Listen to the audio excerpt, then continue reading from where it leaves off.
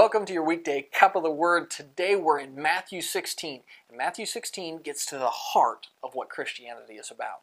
Matthew 16 starts out by talking about beware the Pharisees, and Jesus is telling his apostles to watch out for their teaching that can corrupt people. But the bulk of the chapter is spent on Peter's confession. To understand the importance of this chapter, let me give you just a little bit of backstory. 3 years ago in John chapter 1, you can read that Peter confessed that Jesus was the Messiah, the Savior.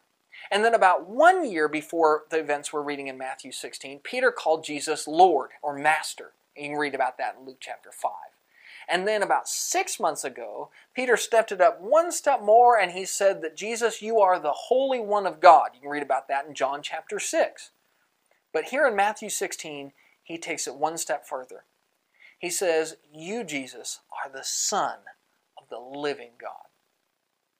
Well, Jesus, standing there in Caesarea Philippi, says that that confession is the foundation upon which his church would be built.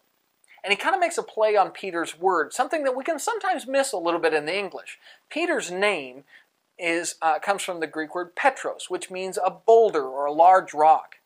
And Jesus then says, your name is Petros, but I'll build my church off of Petra, which is a different kind of a rock. It's a rock that is a foundational rock or a cliff face, something that's a part of the ground. And so Jesus said, Peter, you are a great man. You're a boulder of a man. But my church will be built off of something even stronger than that. It'll be built off of the confession that you just made, that Jesus is the Son of the living God.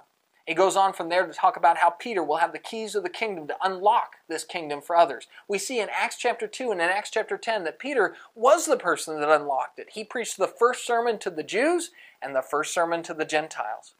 And then with that, he closes the chapter off in a somber note by revealing to his disciples that he was headed toward a very, very dark and painful death on a cross. And with that, we end Matthew chapter 16, Jesus, the Son of the living God, the center of all creation. That's your daily cup, and we'll see you tomorrow.